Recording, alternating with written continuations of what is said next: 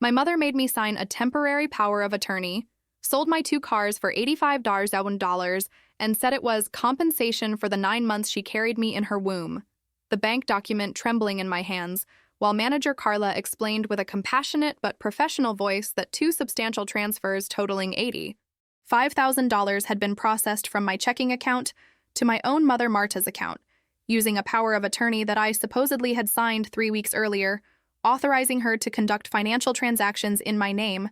during a period when I allegedly would be traveling abroad for work, was the exact moment when I understood that family trust carefully built during 37 years of apparently healthy maternal relationship had been systematically betrayed through sophisticated legal manipulation that transformed my own signature into a weapon used against me by the person who should protect my interests, instead of criminally exploiting them for personal financial benefit based on absurd justification about compensation for pregnancy that happened decades ago. My 37 years of existence built on solid foundations of dedicated work as an architect in a respected firm, stable marriage with Ricardo for 9 years, and especially on the comforting certainty that I deeply knew the character of all important people in my life, especially my own mother, instantly crumbled that cold Monday morning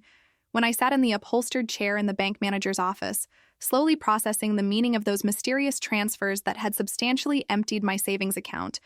accumulated through years of disciplined saving and careful financial planning originally intended for a down payment on a larger apartment that Ricardo and I had been negotiating for months, with growing excitement about finally establishing permanent residence in a better neighborhood, with excellent schools planning for the future arrival of children.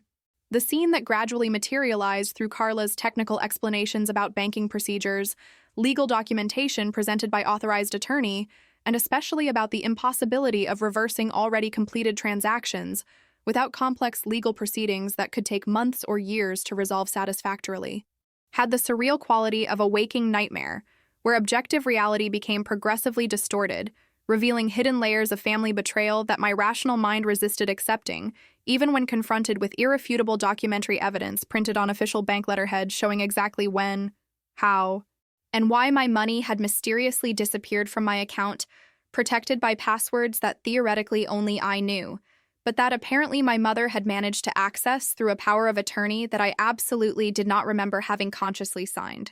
Juliana, I completely understand your shock and confusion facing this extremely delicate situation, but I need to clarify that from the banking point of view, all procedures were executed correctly, following established protocols for transactions authorized by valid power of attorney, presented by your mother Marta, accompanied by appropriate identification documentation and especially your own notarized signature, authorizing her specifically to conduct financial transfers from your account during a 30-day period, Carla explained with professional patience characteristic of experienced bank managers who had developed skills for navigating difficult conversations with traumatized clients, discovering financial fraud or family manipulations, exploiting systemic vulnerabilities in banking security processes. The mention of notarized signature created additional confusion because I absolutely possessed no memory of having visited a notary recently to acknowledge my signature on a power of attorney document, and especially because my professional and personal routine of the last 2 months had been completely normal, without planned trips abroad or any other circumstance that would justify the need to delegate temporary financial powers to my mother or any other family member. The questions accumulated frantically in my mind while I tried to reconstruct the chronology of the last 30 days, desperately searching for some forgotten memory of having signed an important document under circumstances that now seem suspicious retrospectively, but that at the moment had seemed harmless enough not to register permanently in conscious memory. Carla, can I see a copy of the power of attorney document that my mother presented claiming I authorized her to make these transfers? Because honestly, I cannot remember signing any power of attorney recently, and especially I don't understand why she would need to transfer $5,000 from my account to hers without at least consulting me beforehand about the purpose or justification for such a substantial financial movement. I requested maintaining surprisingly controlled voice, considering growing panic that was beginning to dominate my nervous system, manifesting through visibly trembling hands and racing heart beating so violently that I felt pulsations echoing in my ears like urgent alarms signaling imminent danger. Carla opened a manila folder containing documentation related to the questioned transactions and carefully extracted a copy of the power of attorney document, clearly showing my characteristic signature at the end of dense legal text describing broad powers temporarily granted to Marta, including specifically authorization to conduct bank transfers, withdrawals, and other financial transactions during a 30-day period starting exactly 3 weeks before that catastrophic morning when I discovered my account had been systematically emptied. The signature was unquestionably mine, with all the individual peculiarities I had developed over decades signing professional and personal documents. But the surrounding context remained completely absent from my memory, creating disturbing cognitive dissonance between objective evidence of my voluntary participation and absolute subjective conviction that I had never consciously authorized my mother to access my financial resources so comprehensively. The date printed on the power of attorney document corresponded exactly to a Friday afternoon 3 weeks earlier, when I had visited my mother at her house located in a quiet residential neighborhood where she had lived alone since my father's death 5 years ago, and suddenly a specific memory emerged from the subconscious with painful clarity. Marta had casually requested that I sign some documents related to renewal of her home insurance, claiming she needed my signature as a witness, or something equally vague that I had not registered as important at the time, because I implicitly trusted that my own mother would never deliberately deceive me by making me sign fraudulent documents disguised as harmless administrative paperwork related to her routine domestic matters. Carla, I just remembered that 3 weeks ago I visited my mother, and she asked me to sign some papers that she claimed were related to her house insurance. But I don't remember carefully reading the content because I trusted that she wouldn't make me sign anything detrimental to my own interests. I confessed feeling successive waves of nausea caused by growing understanding that I had been deliberately deceived by the person who should be absolutely worthy of unconditional trust based on fundamental maternal bond. Is it possible that she made me sign this power of attorney disguising it as a completely different document so I wouldn't understand I was granting such broad financial powers over my own bank account? Carla's facial expression transformed from neutral professionalism to genuine compassion, mixed with evident concern upon processing implications of my revelation about possible intrafamily fraud involving deliberate manipulation to obtain signature on power of attorney document under false pretenses. Juliana, if you're suggesting that your mother deliberately deceived you by making you sign a power of attorney disguised as a different document, this potentially constitutes criminal fraud that should be immediately reported to police authorities and especially investigated by a lawyer specializing in family law and financial crimes, she advised with growing seriousness. From the banking point of view, once the power of attorney was presented with all apparently correct legal formalities, including notarized signature, the bank cannot be held responsible for having processed transactions authorized by a document that appeared superficially valid. But this doesn't mean you don't have legal recourse against the person who fraudulently obtained your signature through deliberate deception. Carla's words simultaneously confirmed my worst fears about having been victim of calculated maternal manipulation, and also offered some hope that there would be legal paths to recover stolen money and especially to hold Marta accountable for such fundamental betrayal of trust that completely transformed the nature of our family relationship from loving bond into exploitative transaction, where I was simply a financial resource to be extracted through sophisticated fraudulent tactics. The urgent need to confront my own mother demanding explanations about motivations for such bizarre and deliberately cruel behavior competed with pragmatic recognition that any direct communication before consulting a lawyer could harm future legal case through poorly considered emotional statements that could be used against me in complex legal proceedings about power of attorney validity, and especially about whether I had been victim of fraud or simply negligent participant who signed documents without carefully reading content. When I finally left the bank carrying a folder containing copies of all documentation related to fraudulent transfers, I felt completely dissociated from surrounding reality, as if I were observing my own life from disconnected external perspective, processing impossible events happening to a person who shared my body, but whose experiences seemed to belong to fictional narrative instead of factual biography. The 15-minute drive from the bank to the architecture office where I worked was performed on autopilot, where hands mechanically executed actions necessary to operate the vehicle, while mind remained completely absorbed processing devastating implications of that catastrophic morning that had instantly transformed my stable financial life into potentially irreparable crisis, depending on whether I could legally recover stolen money through legal proceedings that could take years to conclude. The first person I contacted after parking in the basement of the commercial building where the office operated was Ricardo,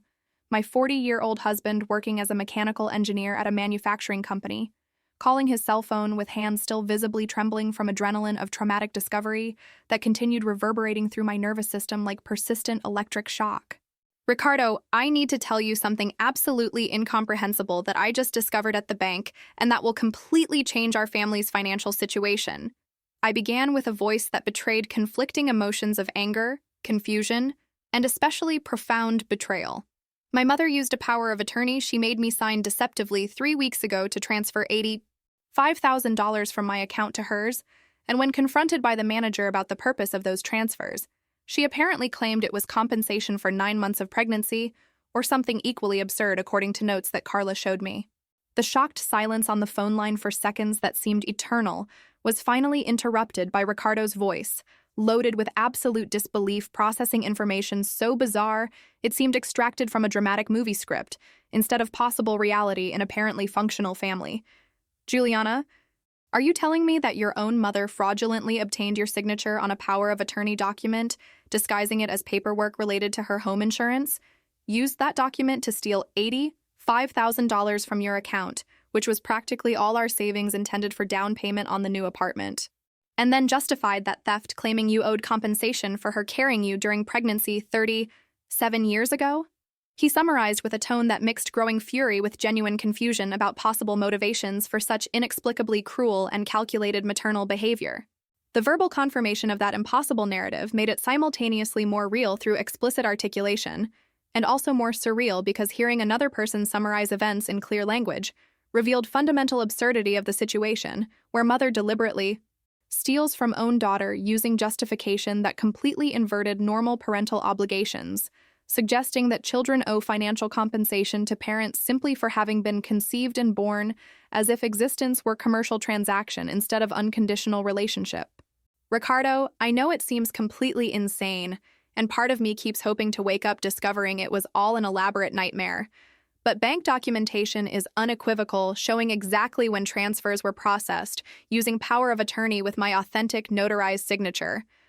I responded, feeling tears beginning to accumulate in my eyes, while finally allowing complete emotional impact of that maternal betrayal to penetrate through automatic psychological defenses that had protected me during initial hour of anesthetizing shock.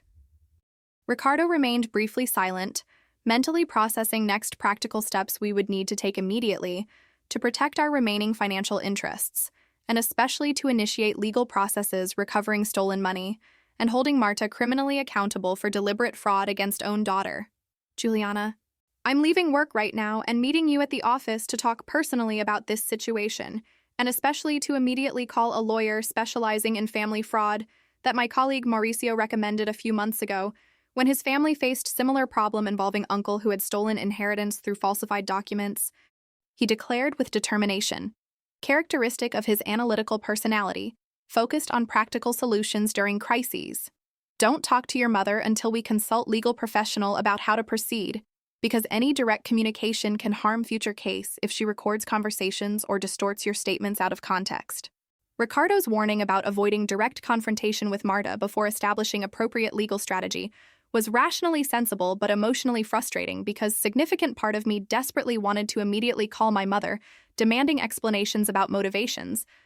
for such incomprehensible betrayal, and especially confronting her about absurd justification of compensation for pregnancy that suggested fundamentally distorted understanding of parental responsibilities and family obligations. The temptation of immediate emotional confrontation competed with pragmatic recognition that I needed to protect my legal interests through calculated approach, instead of simply reacting impulsively to emotional pain of discovering that person I had trusted unconditionally for decades had deliberately exploited me financially using sophisticated manipulation disguised as casual family interaction. While waiting for Ricardo to arrive at the office, I tried to focus on routine work reviewing architectural plans for residential project I had been developing for weeks. But concentration was absolutely impossible, while mind obsessively reviewed memories of recent interactions with Marta, searching for warning signs I should have noticed indicating planning of that elaborate fraud before it could cause irreversible financial damage. The Friday afternoon 3 weeks earlier, when I visited her house specifically at urgent invitation, claiming she needed to discuss important matter related to residential documents, now assumed sinister meaning retrospectively. Marta had deliberately created pretext to make me visit specifically at that moment because she needed my physical signature on power of attorney document that would be subsequently notarized using identification documents she had access to through years of close maternal relationship, where I had naively shared personal information without imagining it would be used maliciously against me. Ricardo's arrival at the office 40 minutes later interrupted downward spiral of obsessive thoughts about maternal betrayal, and we immediately began process of calling Dr. Fernando, lawyer specializing in family fraud that Mauricio had enthusiastically recommended based on positive experience resolving complex case involving inheritance theft by close relative. Dr. Fernando was a 53-year-old man with neatly combed gray hair and serious brown eyes that simultaneously conveyed professional competence and human compassion, developed through decades representing traumatized clients by family betrayals that profoundly violated fundamental trust in relationships that should be unconditionally safe and protective. Juliana, Ricardo, the situation you described clearly constitutes multiple serious legal violations, including fraud through obtaining signature under false pretenses, misappropriation of financial resources using fraudulently obtained power of attorney, and possibly ideological falsity if Marta lied to notary office employees about purpose of document being acknowledged. Dr. Fernando analyzed with technical precision during emergency phone consultation we scheduled immediately after Ricardo arrived. First critical step is formally revoking that power of attorney through declaration registered at notary office, canceling any powers that were granted, regardless of having been obtained fraudulently, because technically document is still valid during specified 30-day period, and theoretically Marta could continue using it to conduct additional transactions detrimental to your financial interests. The alarming revelation that Marta potentially still possessed legal access to my bank account through technically valid power of attorney, despite having been obtained through deliberate deception, created additional urgency about need to act immediately revoking document before she could cause additional financial damage beyond the $85,000 already stolen.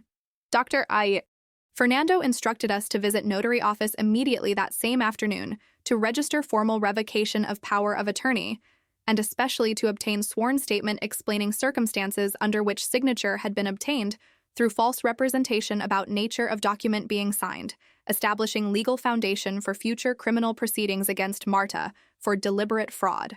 After ending call with Dr. Fernando feeling minimally reassured by finally having concrete action plan, instead of simply reacting emotionally to crisis, Ricardo and I prepared to visit notary office located 3 blocks beyond the office to execute first critical step of protecting our financial interests through formal revocation of that fraudulently obtained power of attorney. While we walked through busy downtown commercial streets, Ricardo held my hand firmly, offering silent but powerful emotional support that communicated absolute solidarity during crisis that fundamentally tested our resilience as couple facing devastating family betrayal that threatened not only financial stability, but especially basic trust in human relationships that should be unconditionally safe. Juliana, regardless of how long it takes or how difficult legal process of recovering stolen money is, I want you to know we'll face this situation together, and we won't allow your mother's betrayal to destroy our future plans about new apartment, or especially about starting family we were carefully planning, Ricardo declared with firm voice while we walked. We'll find way to rebuild savings through additional financial discipline, and especially through legal processes that will hold Marta completely accountable for damages caused through her criminal behavior that cannot be tolerated simply because it involves close relative instead of complete stranger. Ricardo's comforting words offered necessary emotional anchor during storm of confusion and betrayal that threatened to drag me into downward spiral of paralyzing depression or consuming anger directed not only against Marta, but potentially against all family relationships that now seemed suspicious retrospectively, if own mother was capable of such calculated and cruel fraudulent manipulation. When we finally arrived at notary office and I explained situation to responsible notary, his facial expression gradually transformed from neutral bureaucratic professionalism to genuine concern upon understanding he was witnessing consequences of sophisticated intra-family fraud that systematically exploited fundamental trust between mother and daughter to obtain illegal access to substantial financial resources. Mrs. Juliana, I deeply regret that you have been victim of this type of family fraud that unfortunately has been becoming progressively common in our society, where relationships are frequently corrupted by financial motivations, overriding effective bonds that should be unconditional and protective. Notary expressed with professional compassion while preparing formal documentation revoking fraudulent power of attorney. I will register your sworn statement explaining circumstances under which signature was obtained through false representation. And this document will be fundamental for future legal proceedings establishing chronology of events, and especially your lack of intention to grant such broad financial powers to your mother, who abused that authorization immediately after obtaining it through deliberate deception. The formalization of power of attorney revocation at notary office consumed approximately 2 hours, including preparation of detailed sworn statement, collection of notary testimonies about proper procedures for documented fraud cases, an especially extensive discussion about next legal steps we would need to execute during following days and weeks to build solid criminal case against Marta that would unequivocally demonstrate pattern of deliberate fraudulent behavior instead of simple family misunderstanding about authorization of financial powers. The emotional weight of each additional signature on official documents formally establishing that my own mother had betrayed me through sophisticated legal manipulation was overwhelming, making hands visibly tremble while pen glided across paper, creating permanent records of irreparable breach of fundamental trust that had sustained our maternal relationship during 37 years of apparently loving coexistence. When we finally left notary office carrying bulky folder containing certified copies of all documentation related to formal revocation of fraudulent power of attorney, and especially sworn statements establishing chronology of deliberate deception, the afternoon sun was already beginning to decline, casting long shadows through busy commercial district streets that normally seemed vibrant and welcoming, but at that moment assumed oppressive quality, reflecting devastated emotional state where everyday reality had been permanently altered by discovery of family betrayal impossible to fully process through normal conceptual frameworks about maternal relationships that should be source of unconditional security instead of calculated financial threat. Ricardo maintained protective arm around my shoulders while we walked back to parking lot where we had left vehicle, offering comforting physical presence that communicated solidarity without need for elaborate words that would be inadequate facing such profound and fundamentally destabilizing trauma. Juliana, before we go home, we need to decide if we're going to confront your mother today, demanding explanations about motivations for fraud, or if we strictly follow Dr. Fernando's guidance about avoiding any direct contact until complete legal strategy is established during in-person consultation he scheduled for tomorrow morning. Ricardo observed pragmatically while unlocking vehicle doors. The question touched exactly on internal conflict that had dominated my thoughts during last hours. Urgent emotional need to confront person responsible for causing so much suffering, versus rational recognition that premature communication could harm legal interests through poorly considered emotional statements that Marta could record and subsequently distort as evidence of aggressive or irrational behavior, justifying her protective actions against supposedly unstable daughter. The decision about whether or not to confront Marta immediately was additionally complicated by fact that my brother Rodrigo had not yet been informed about catastrophic situation that had exploded that impossible morning, transforming peaceful family dynamic into complex legal conflict zone, involving serious criminal accusations against shared mother that Rodrigo also presumably loved and trusted, based on decades of apparently functional relationship. Rodrigo was a 42-year-old man working as financial consultant at investment company, married for 15 years to wife named Patricia, with whom he had 2 teenage children, and especially had maintained more distant relationship with Marta during recent years due to disagreements about his life choices that she constantly criticized with passive-aggressive comments disguised as legitimate maternal concern, but that caused growing tension in family interactions during holidays and obligatory celebrations. Ricardo, I think we need to inform Rodrigo about what happened before making any decision about confronting Marta directly, because he deserves to know that our mother is capable of deliberate fraud against own children, and especially because he may have perspectives on her recent behavior that help us understand motivations for such bizarre and inexplicable actions. I suggested while we settled into vehicle preparing to drive to our house located in quiet residential neighborhood approximately 30 minutes from commercial downtown.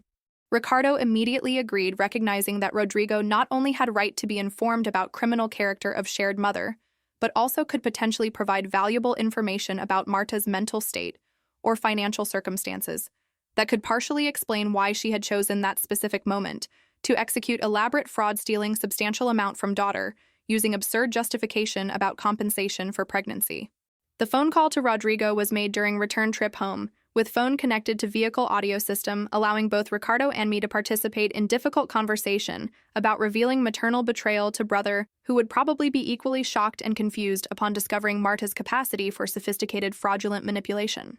Rodrigo answered after 4 rings with casual voice characteristic of person executing normal evening routine without any concern about impossible family dramas about to be revealed. Completely transforming his understanding about nature of relationship with mother, he presumably still fundamentally trusted, despite occasional tensions about divergent life choices. Juliana, what a surprise for you to call at such unusual hour. Is everything okay?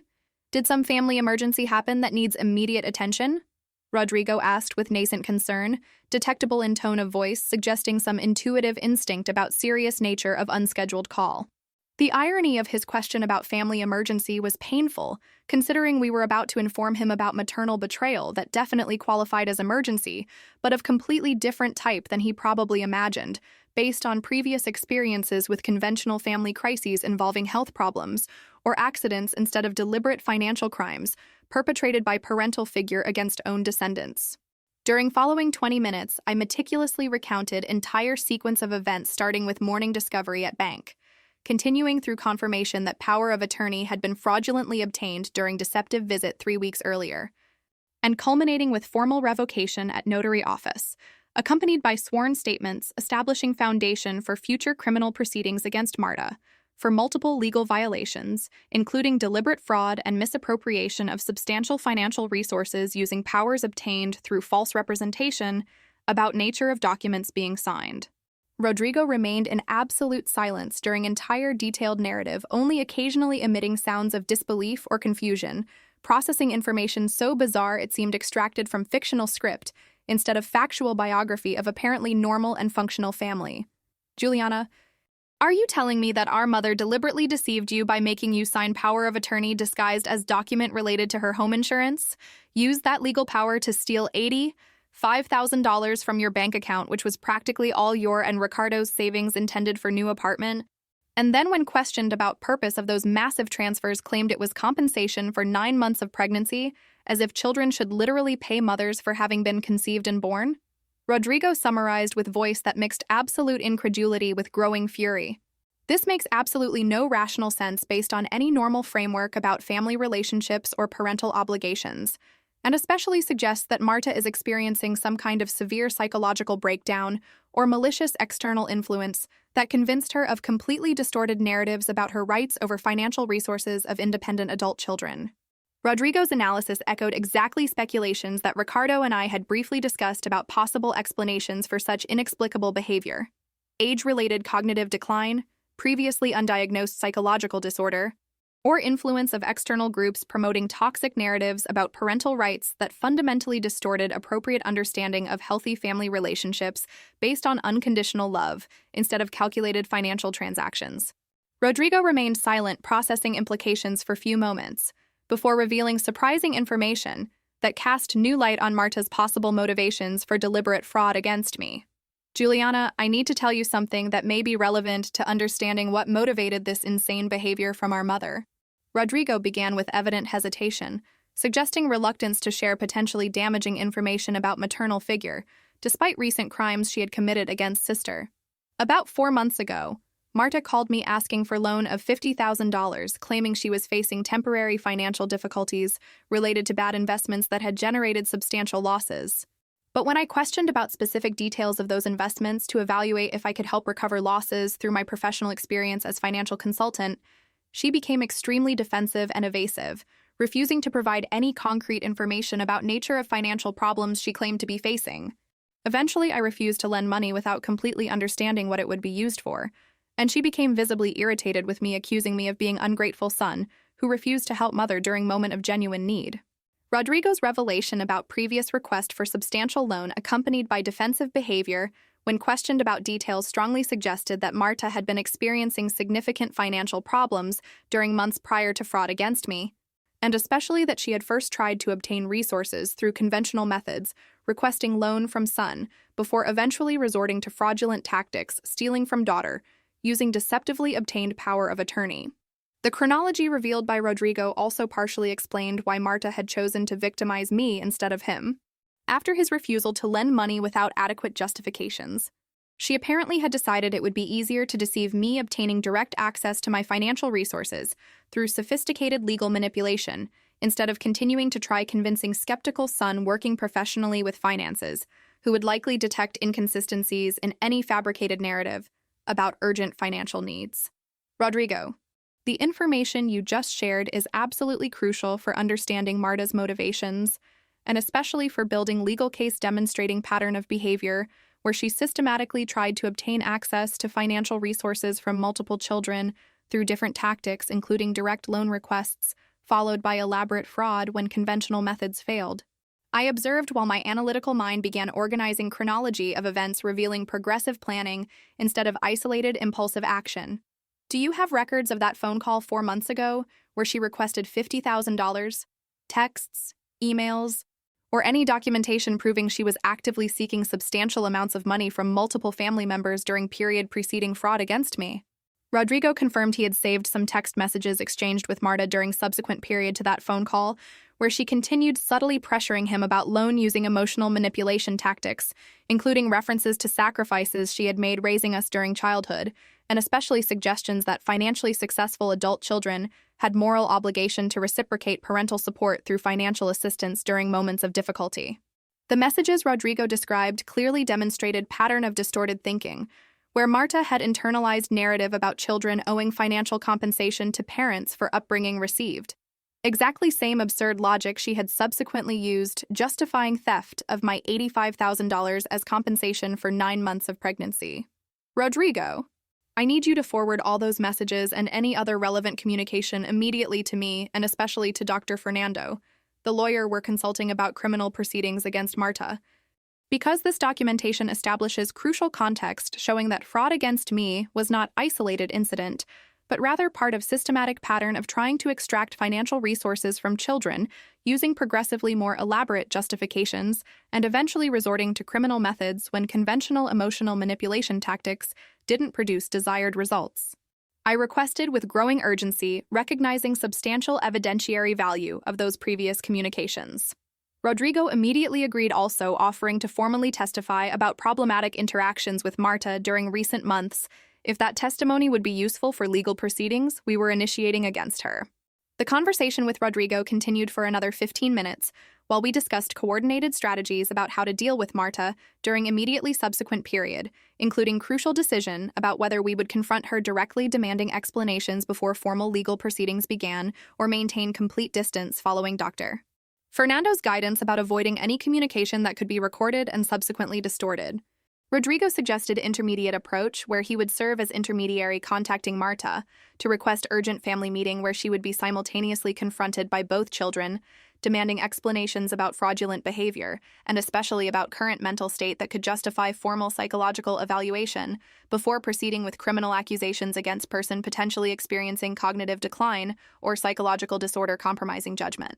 Rodrigo's suggestion about mediated family meeting makes strategic sense because it allows confronting Marta about fraud, while additional witnesses are present documenting her reactions and statements that may be legally useful, but also presents risks that she might become defensive or aggressive, creating dramatic scene that could escalate situation counterproductively, Ricardo observed analytically after we ended call with my brother. My personal opinion is we should strictly follow Dr. Fernando's guidance, waiting until in-person consultation tomorrow to develop complete legal strategy before any direct confrontation that could compromise criminal case through procedural errors or precipitate emotional statements that lawyer would probably advise us to avoid under normal circumstances. Ricardo's pragmatic caution contrasted with growing emotional impulse to confront Marta, immediately demanding explanations about such incomprehensible betrayal. But I rationally recognized he was correct about need to prioritize legal interests over temporary emotional satisfaction of dramatic confrontation that probably wouldn't produce satisfactory answers from person clearly willing to deliberately lie and manipulate situations for personal advantage. We finally decided we would wait until after consultation with Dr. Fernando following morning to make informed decision about timing and appropriate format of any confrontation with Marta, but that during that night we would concentrate on meticulously documenting everything we remembered about recent interactions with her, searching for additional patterns of manipulative behavior or signs of fraud planning we had neglected at time by implicitly trusting maternal figure. When we finally arrived home after that impossible day that had begun with normal morning routine and progressively transformed into nightmare of discovering family betrayal and urgent legal mobilization, I felt completely emotionally exhausted but simultaneously mentally hyper. Alert, obsessively processing every detail of recent events, trying to construct coherent narrative that satisfactorily explained how my own mother had become person capable of calculated fraud against own daughter using justification that fundamentally inverted normal understanding of parental obligations. The house that normally represented welcoming sanctuary after stressful workdays seemed strangely alien that night, as if Marta's betrayal had contaminated all aspects of my life, including physical spaces that should offer security, but now seemed vulnerable to additional invasions by person who had demonstrated complete disrespect for appropriate boundaries between family generations. Ricardo prepared simple dinner while I remained seated at kitchen table with laptop open, beginning painful process of chronologically documenting all interactions with Marta during last 6 months, retrospectively searching for warning signs I should have noticed indicating deterioration of her mental state, or progressive planning a fraudulent scheme designed to extract financial resources from trusting daughter. The task of reviewing recent memories through lens of suspicion instead of automatic filial love was emotionally devastating, revealing multiple moments where Marta had made apparently casual comments about finances or perceived injustices related to lack of recognition of parental sacrifices that now seemed clear signs of distorted thinking progressing toward criminal action, eventually executed through fraudulent power of attorney. One particularly disturbing memory emerged while systematically reviewing recent interactions, approximately 2 months before fraud, during casual family dinner at Marta's house, where Rodrigo, Patricia, and their children were also present. She had made extensive comment about articles she claimed to have read online, discussing how much it literally costs financially for parents to raise child from birth to majority, including food, education, housing, and especially emotional and temporal investment that had calculable economic value, even if rarely explicitly quantified. At time, we had all laughed uncomfortably, interpreting comment as interesting sociological observation instead of statement of intent about expectation of retroactive financial compensation for upbringing costs. She apparently had been meticulously calculating, preparing rational justification for future fraud. Ricardo. I just remembered that 2 months ago, Marta made detailed comment during family dinner about total financial costs of raising children, and about how those parental investments are rarely adequately recognized or compensated by adult children who benefited from those sacrifices. I shared while he placed plates with food on table. At time, I interpreted it as interesting casual observation, but now retrospectively I realized she was testing waters socially, introducing narrative about children owing financial compensation to parents as psychological preparation for justification she would eventually use defending theft of my $85,000 as legitimate payment for pregnancy and upbringing instead of financial crime that it objectively constitutes regardless of any distorted rationalization she mentally constructed.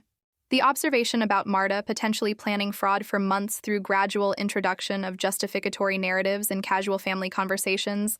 completely transformed perceived nature of her criminal behavior from impulsive action, motivated by desperate financial need, to calculated scheme methodically executed after careful psychological preparation designed to establish rational framework that would make her actions defensible at least in her own distorted mind, even if they were unequivocally criminal under any objective legal interpretation. Ricardo agreed that memory was significant and should be included in chronological documentation we were compiling for Dr. Fernando to review during following morning consultation. The remainder of that night was dedicated to continuing process of meticulous documentation, interspersed with emotional conversations about broader implications of that family betrayal for our understanding of human relationships, and especially about how to proceed rebuilding trust in social interactions after discovering that fundamental person we had unconditionally trusted for decades was capable of sophisticated fraudulent manipulation. Sleep, when it finally came at approximately 1 a.m, was disturbed by recurring nightmares where I repeatedly relived moment of signing power of attorney at Marta's house, but with retrospective awareness of participating in own victimization through naive trust in maternal figure who was deliberately deceiving me under disguise of casual family interaction about harmless administrative documents. The following morning arrived with cruel clarity that made it impossible to continue hidden in protective darkness of bedroom, forcing me to confront reality. That nightmare of maternal betrayal had not been simply feverish dream, but rather concrete event whose consequences would continue unfolding during weeks and potentially months of legal proceedings and emotional reconstruction. Ricardo had already prepared strong coffee and simple toast when I finally came down to kitchen after additional 30 minutes, lying in bed mentally processing day's agenda that included crucial consultation with Dr. Fernando at 9 o'clock in morning, potentially followed by meeting at bank to discuss additional account security options, and especially by definitive decision about whether we would confront Marta, directly demanding explanations or maintain complete distance until resolution of formal legal proceedings. Juliana, I know today will be emotionally devastating day facing reality of your mother's betrayal through detailed consultation with lawyer and potentially through direct confrontation if we decide it's strategically appropriate. But I want you to know I'm absolutely by your side during each step of this painful process, and that together we'll find way to overcome this family crisis, rebuilding financial life, and especially rebuilding capacity to trust in human relationships, despite having been so fundamentally betrayed by a person who should be unconditionally trustworthy. Ricardo declared while we drank coffee in predominant silence, broken only occasionally by practical observations about day's logistics. His words offered genuine but limited comfort, because part of me recognized that some forms of betrayal create emotional wounds that never completely heal, regardless of how much support we receive from loving partners or how successful we are recovering financial losses through legal proceedings. The drive to Dr. Fernando's office, located in modern commercial building in city's financial district, was accomplished in tense silence, where we both individually processed expectations about imminent consultation that would officially formalize our position as victims of family crime pursuing legal justice against perpetrator who shared fundamental blood bond with me. The office waiting room was decorated with contemporary furniture in neutral tones, creating professional but welcoming atmosphere characteristic of lawyers who frequently work with traumatized clients facing complex legal crises involving intimate relationships corrupted by financial or emotional betrayals. Dr. Fernando received us punctually at 9 o'clock, conducting us through discreet corridor to private meeting room, equipped with large conference table, shelves filled with legal volumes, and especially digital recorder he turned on after requesting our permission to officially document consultation, producing permanent record of statements and strategies discussed during intensive session that would extend for approximately 3 hours, covering all legal aspects of case including criminal proceedings against Marta, civil procedures for recovery of stolen funds, and especially protective measures, preventing future access to any financial resources or information she might try to exploit through additional manipulative tactics. During following 3 hours in that artificially climate-controlled meeting room where controlled temperature ironically contrasted with intense emotional heat of discussions about maternal betrayal and legal retaliation strategies, Dr. Fernando conducted meticulous analysis of all case aspects, methodically compiling documentary evidence, detailed chronology of events, and especially technical evaluation of success probabilities on multiple legal fronts we could potentially simultaneously pursue against Marta, including criminal proceedings for fraud and misappropriation, civil actions for recovery of stolen funds with interest and additional damages, and legal protective measures preventing any future contact or access to financial information she might try to exploit through subsequent manipulative tactics based on demonstrated pattern of predatory behavior against own descendants. Juliana, Ricardo, after carefully reviewing all documentation you compiled, including copies of fraudulent power of attorney, bank records showing unauthorized transfers, sworn statement about deceptive circumstances under which signature was obtained, and especially text messages Rodrigo provided demonstrating Marta's previous attempts to extract financial resources through loan requests accompanied by emotional manipulation. I can confirm you have extremely solid legal case that will likely result in criminal conviction, and especially in court order for complete restitution of stolen funds. Dr. Fernando analyzed with professional confidence that offered some relief about prospects of eventually recovering substantial financial losses. However, I need to honestly warn you that legal proceedings of this type typically take between 18 months to 3 years to completely conclude navigating through overburdened judicial system. And even with favorable outcome, there's always possibility that Marta doesn't possess sufficient financial resources to restore complete amount if she already spent or hid stolen money through additional transfers or investments that will be difficult to trace. The sober warning about prolonged duration of legal proceedings, and especially about real possibility of not completely recovering stolen funds, even with judicial victory, was discouraging, but necessary to establish realistic expectations instead of cultivating unrealistic hopes about quick and satisfactory resolution of complex situation involving manipulative relative probably willing to hide assets or declare insolvency to avoid financial responsibility for committed crimes. Dr. Fernando continued explaining in detail multi-phase legal strategy, starting with immediate presentation of formal criminal complaint to police authorities, accompanied by all evidentiary documentation we had compiled, followed by parallel civil action seeking judicial order, freezing Marta's bank accounts to prevent additional dissipation of funds before restitution could be judicially ordered. First critical step is registering detailed police report at precinct specializing in financial crimes still today, if possible, because the sooner we initiate formal criminal process, the more difficult it will be for Marta to construct defense or conceal evidence of culpability, Dr. Fernando instructed with evident urgency. I'll prepare all necessary documentation, including detailed explanatory letter for police authorities, contextualizing committed crimes and especially requesting urgent investigation of Marta's recent financial activities to determine if she possibly victimized other people besides you. Through similar fraudulent schemes exploiting deceptively obtained powers of attorney or other sophisticated legal manipulation tactics that seem to have been executed with planning level suggesting previous experience or external guidance from someone advising about family fraud methods. The disturbing suggestion that Marta possibly had victimized other people besides me or had received external guidance about how to execute sophisticated fraud opened additional worrying dimensions about potential extent of criminal behavior I had naively assumed to be isolated. Incident motivated by temporary financial need, instead of systematic pattern of predation against vulnerable targets, specifically selected for implicit trust that made it easier to obtain deceptive cooperation. Dr. Fernando explained that adequate police investigation would include review of all Marta's financial transactions during last year, searching for suspicious patterns indicating multiple victims or unusual transfers suggesting attempts to hide stolen funds through intermediary accounts or investments specifically designed to make tracking difficult. After concluding discussion about criminal and civil legal strategies, Dr. Fernando addressed emotionally complex question about how to proceed with family relationship after initiating formal legal proceedings that would inevitably create permanent and irreparable divisions. Transforming functional family structure into legal battlefield, where members would be forced to choose sides, supporting victim or defending perpetrator based on conflicting loyalties that transcended rational considerations about objective culpability demonstrated through documentary evidence. The question about confronting Marta directly before formal criminal proceedings began versus maintaining complete distance until judicial resolution was extensively debated, considering strategic pros and cons of each approach. My professional recommendation based on decades of experience with similar family fraud cases is that you completely avoid any direct contact with Marta until criminal proceedings are officially initiated through presentation of formal complaint to police authorities, because any premature communication can alert her about imminent legal actions, allowing her to destroy additional evidence or transfer remaining funds to inaccessible locations before judicial freezing orders can be implemented. Dr.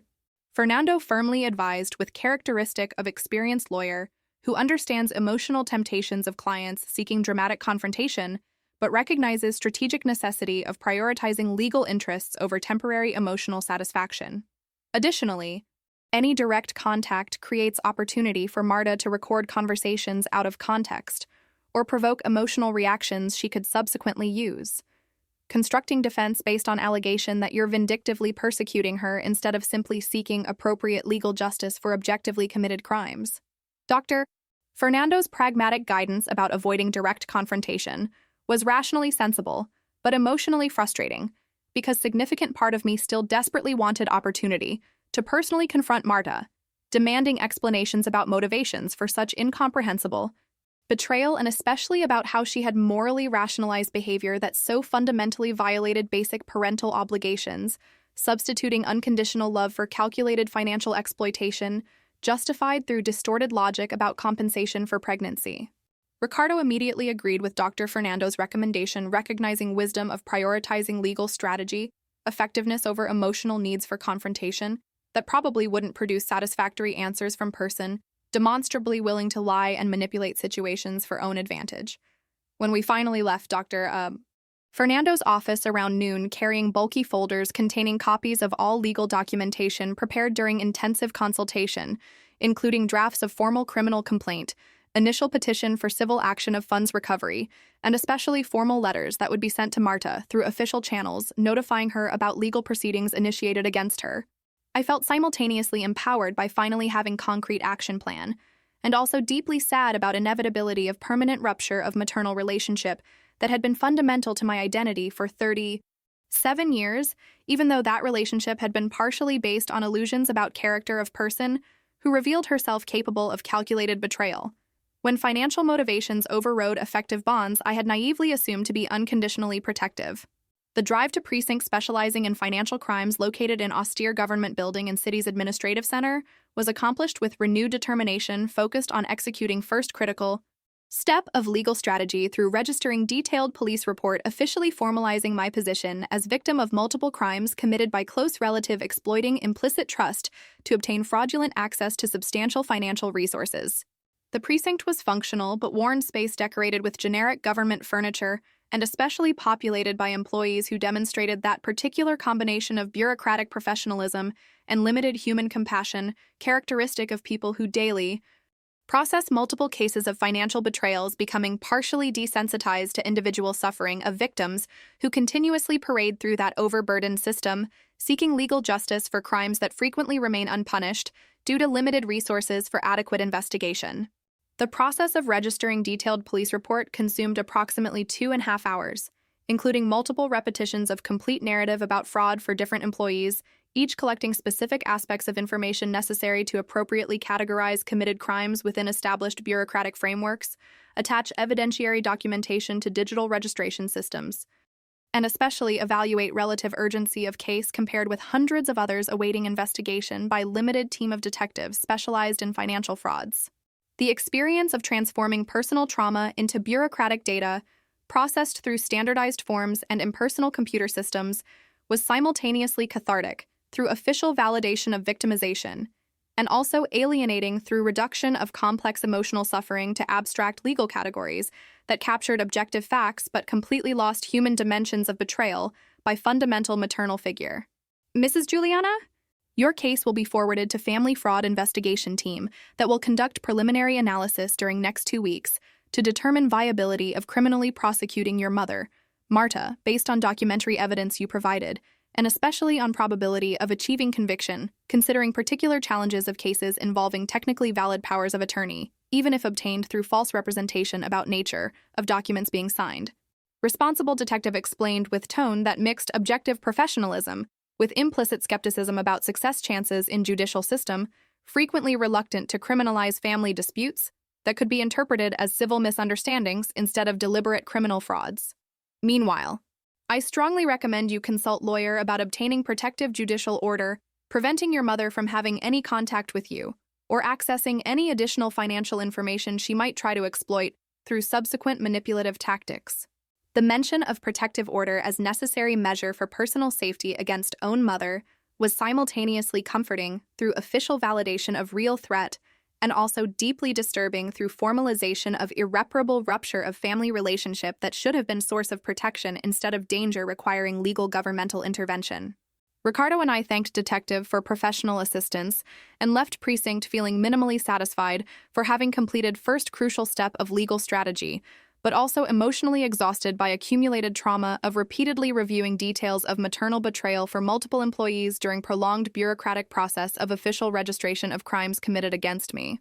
The weeks following that impossible day when I discovered fraud through bank notification about unauthorized transfers were a period of intense emotional turbulence, alternating between fury directed against Marta for calculated betrayal and profound sadness about loss of maternal relationship that had been fundamental to my identity for decades, even though that relationship had been partially based on illusions about character of person demonstrably capable of prioritizing financial gains over fundamental effective bonds. Police investigation progressed slowly through overburdened government bureaucracy, while simultaneously civil action prepared by Dr. Fernando advanced through equally congested judicial system, seeking freezing order of Marta's bank accounts, and especially complete restitution of stolen funds, with interest and additional damages compensating emotional suffering caused by her crimes. Approximately 6 weeks after initial registration of police report, I received unexpected call from detective responsible for investigating case informing that Marta had been formally summoned for interrogation at precinct about accusations of fraud and misappropriation, and that during that interrogation, she had surprisingly partially admitted culpability, claiming she had obtained power of attorney through false representation, but justifying subsequent actions through elaborate narrative about parental rights to financial compensation for investments made during children's upbringing that had never been adequately recognized or reciprocated by financially successful adult descendants. Marta's partial confession was simultaneously satisfying validation of accusations I had made, and also disturbing revelation about depth of distorted thinking that had allowed morally rationalizing objectively criminal behavior through bizarre ideological frameworks about retroactive financial obligations of children to parents. Mrs. Juliana, based on partial confession obtained during interrogation, and especially on substantial documentary evidence you provided unequivocally demonstrating that power of attorney was fraudulently obtained, Public Prosecutor's Office decided to offer formal criminal charges against Marta for qualified fraud and misappropriation of financial resources. And case will proceed to trial during next 6 to 12 months depending on criminal court congestion. Detective informed with professional satisfaction, characteristic of investigator who managed to build solid case resulting in formal accusations. Additionally, we discovered during investigation of her recent financial activities that Marta attempted to obtain similar powers of attorney from at least 2 other people during last 8 months, including elderly neighbor and distant cousin. But in both cases, attempts failed because potential targets refused to sign documents they didn't completely understand or consulted lawyers before granting broad legal powers over personal finances. The shocking revelation that I had not been sole victim of Marta's fraudulent scheme, but rather part of systematic pattern of attempts to obtain access to financial resources from multiple people through deceptively obtained powers of attorney, completely transformed perceived nature of her crimes from isolated incident motivated by desperate financial need to calculated predatory operation targeting multiple vulnerable targets, strategically selected based on implicit trust or social isolation that made it easier to manipulate for deceptive cooperation. The discovery of other potential victims also partially explained why Marta had developed such sophisticated techniques for disguising real nature of documents being signed, and especially for morally justifying criminal actions through elaborate narratives about parental rights or social obligations that rationalized financial exploitation as simply recovery of deserved compensation instead of deliberate theft. The following months were dedicated to navigating complexities of criminal judicial system, slowly processing case against Marta through multiple preliminary hearings, negotiations about possible judicial agreement that would avoid complete trial, and especially psychological evaluations ordered by court to determine if she was experiencing cognitive decline or personality disorder that could constitute mitigating circumstance affecting sentence eventually imposed after conviction. Psychological evaluations revealed that Marta was not experiencing dementia or age-related cognitive deterioration, but rather demonstrated traits of narcissistic personality disorder characterized by inflated sense of personal entitlements, lack of empathy for suffering caused to others, and especially tendency to rationalize harmful behaviors through self-justificatory narratives that distorted objective reality to preserve positive self-image. The criminal trial finally occurred approximately 14 months after initial fraud discovery, taking place in crowded courtroom where multiple witnesses including Rodrigo, bank manager Carla, notary office clerk, and especially elderly neighbor who had been target of similar fraud attempt reported circumstances demonstrating Marta's systematic pattern of predatory behavior, exploiting implicit trust to obtain fraudulent access to financial resources of vulnerable people. During trial that lasted 3 days, including extensive testimonies and presentation of substantial volumes of documentary evidence, I observed my own mother seated beside defense attorney demonstrating that particular combination of arrogance and victimization that characterized her narcissistic personality, refusing to accept genuine responsibility for committed crimes, while simultaneously constructing narrative of unjust persecution by ungrateful daughter who didn't recognize parental sacrifices deserving financial compensation. The guilty verdict pronounced by jury after deliberation of only 4 hours was simultaneously satisfying victory, officially validating my victimization, and also profoundly sad moment marking final formalization of irreparable rupture of maternal relationship that had been fundamental to my identity for 37 years, even though that relationship had been partially based on illusions about character of person, demonstrably capable of prioritizing financial gains over fundamental effective bonds. The sentence imposed by judge included 3-year prison term with possibility of semi-open regime after serving 1/3 of sentence, complete restitution of $85,000 with accumulated interest totaling approximately $93,000, and especially permanent protective order preventing any contact with multiple victims of fraudulent schemes, including myself, during minimum period of 5 years after completion of criminal sentence. The emotional recovery after conclusion of legal proceedings was long and painful journey, involving regular therapy with psychologists specializing in family betrayal traumas, gradual reconstruction of capacity to trust in human relationships despite having been so fundamentally betrayed by maternal figure who should be unconditionally protective, and especially difficult work of rebuilding personal identity, no longer based on illusions about family of origin,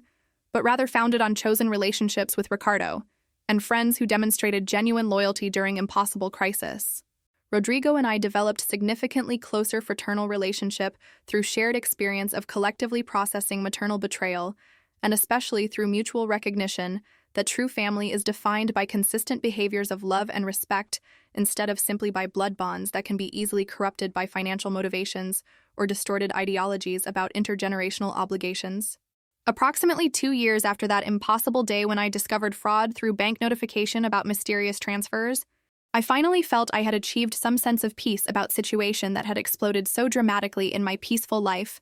destroying comforting illusions, but eventually allowing construction of more realistic and mature understanding about complexities of family relationships that don't always correspond to cultural idealizations about unconditional maternal love. Ricardo and I eventually managed to buy desired apartment using funds restituted through legal proceedings, combined with additional savings accumulated through renewed financial discipline,